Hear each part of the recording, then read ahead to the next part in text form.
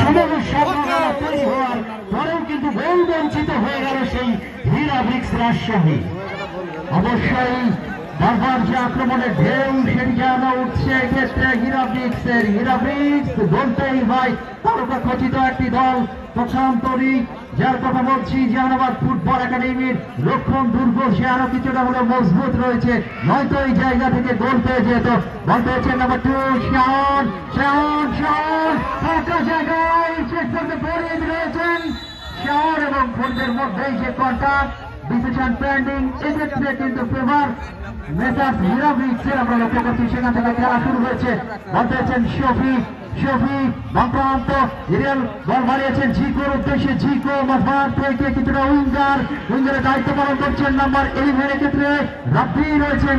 রাব্বি সেখান থেকে শফি বল কিন্তু কেড়ে নিয়েছেন আলমগীর, আবারও মোত্তালেব ডিপিং মাস্টার যাকে বলা হয় কসাই টলির এই ছেলে, কিন্তু কসাই টলি যে একাডেমি রয়েছে যে খেলোয়াড়টি তার দিকে নজর রাখতে হবে।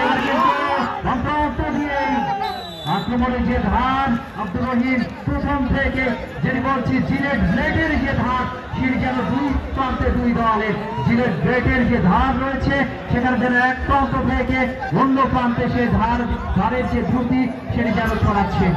অবশ্যই আপনি যথার্থ বলেছেন, কেন নয় আজকে যে প্রতিদ্বন্দ্বিতা করছে যে দুইটি দল, সে দুইটি দল কিন্তু একে অপরের চির প্রতিদ্বন্দ্বী।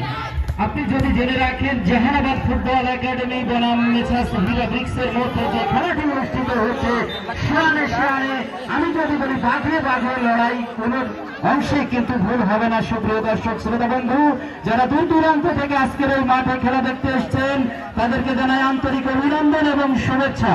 প্রথমার্ধের খেলা কিন্তু এগিয়ে, আর এই প্রথমার্ধের খেলায় যে টেকনিক্যাল ফুটবলটি উপহার দিচ্ছেন উভয় দল, এজন্য আমরা উভয় দলকে জানাই আন্তরিক অভিনন্দন এবং শুভেচ্ছা। কেননা তাদের যে ধারাবাহিক খেলা সেটি কিন্তু তারা প্রমাণ দিয়ে চলেছেন জিন্না সরকার। অ্যাবসলিউটলি রাইট, দুই দলের খেলোয়াড়রা সেটি যেন চেষ্টা করছে, বাড়িয়েছেন সচেত খেলার উদ্দেশ্যে, সেখান থেকে বল পেয়েছেন সতীর্থ খেলোয়াড়, সেখান থেকে কিন্তু প্রতিপক্ষ দলের নাম্বার 11 ক্ষেত্রে বল পেয়েছেন রাব্বি, সেখান থেকে ফরিদ লেফট ব্যাক ফরিদ, সেখান থেকে স্কোয়ার করা হয়েছে আরিফের উদ্দেশ্যে, আরিফ থেকে শফিক সেখান থেকে মাহমুদ বাড়িয়েছেন বিনোদের উদ্দেশ্যে, কর্নার এরিয়ায় ফাঁকা জায়গায় নাম্বার 2 শাওন ক্লিয়ার করেছেন। ফরিদ বহুজের আক্রমণের দাম সেটি আমরা লক্ষ্য করছি।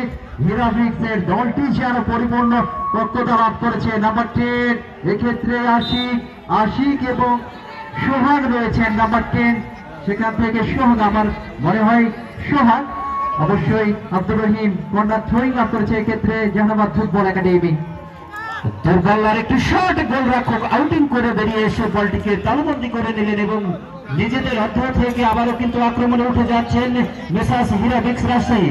মধ্য মাঠে বল সেখানে দিয়েছেন 7 নম্বর যাচ্ছে পরিহিত খেলোয়াড়, সেখান থেকে আবারও মাইনাস করলেন, দিয়েছেন ডান প্রান্তে, আক্রমণে উঠে যাওয়ার একটা চেষ্টা, কিন্তু এখনো বল কাড়াকাড়ির যে বল দখলের যে একটা প্রচেষ্টা, সেই প্রচেষ্টায় কিন্তু ব্যর্থতায় পর্যবেসিত হয়ে গেল। বল চলে গেল সাইড লাইন অতিক্রম করে, অর্থাৎ গোল লাইন অতিক্রম করে মাঠের বাইরে।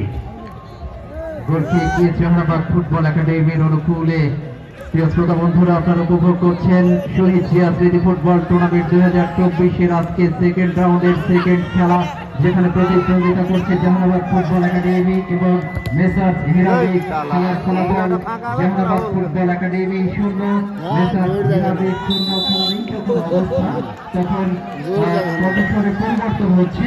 আমার জায়গায় আমন্ত্রণ জানাচ্ছি ইসলাম হাজার মাহমুদ হাসান মাহি তোমাকে।